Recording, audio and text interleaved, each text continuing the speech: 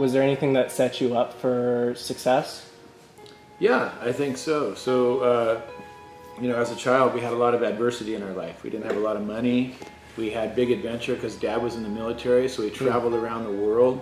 I didn't know that. Yeah, Dad passed away early. Mom, at 27 years old, took us back home to Rhode Island. We were living in Japan. She said, boys, we're heading out west. 3 little kids and a 27-year-old mom in a car, and we drove out on Route 66. I honestly believe that had a huge impact on us. So you came out west. What got you into the surf culture then? I went to football practice one day. I love football. And these 2 guys were there, the Adams twins, and they had long bleached blonde hair. And I was talking to them like, what'd you guys do to your hair? And they're like, oh, we surf. And I'm like, surfing, huh? Whoa, I'd like to go with you sometime. Yes, they taught me how to surf. I sort of begged my way into a shop job at Wind & Sea Surfboards. Met a guy named Ed Angulo that shaped boards, and shaping was glamorous. That was like being a lead singer in a band. I didn't really want to be that guy, but here's what I heard. None of the shapers actually did their work because they were too busy being glamorous and partying. So I was the guy, ghost shaper, behind the scenes, like no-name shaper kind of. And then as I got pretty good at it, a lot of guys around town that were top surfers started saying, hey, my guy won't finish his board. Can you make me a board like yours? Then I met this guy that was able to make them super light. This guy, my friend of mine named Mike Hoare, who just made them in his garage. So we made boards that were like 1.5 pounds lighter than other people's. Then top pros that came to town started going, hey, can I get one of those? Can I get one of those?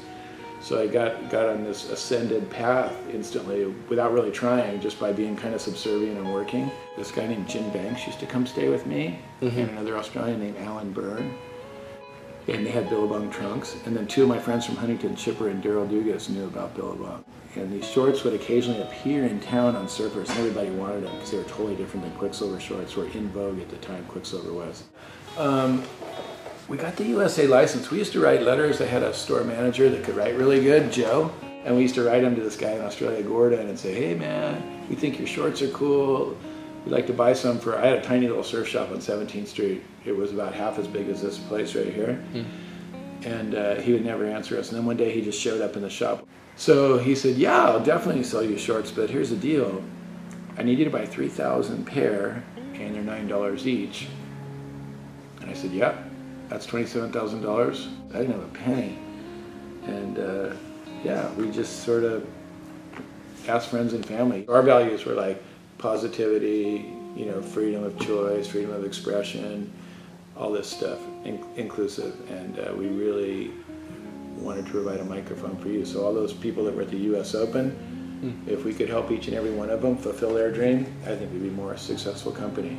Because really, if you think way back on it, the way I got my start was only by people believing in me. Just go to Aaron Pye, go to pro surfers that believed in me when I was like a no-name. It's unbelievable having a partner like Nike. Right. Yeah, it's crazy. Have you seen any downfalls with Hurley, with not being able to necessarily do what you want to do with Hurley or anything like that? Any restrictive? For me, I always have to have at least one good person to work with. In this case, Roger, like a good business partner. I always need other people. It's never... Right. I'm not good at anything. The only thing I'm good at is like finding a person that's good at something and saying, hey man, can I tag onto your coattails? Do you have any advice for someone who wants to start and go for making their own company? Absolutely. Stand for a product that you're known for. Work twice as hard as everyone else, always. And don't pay yourself very much money at first.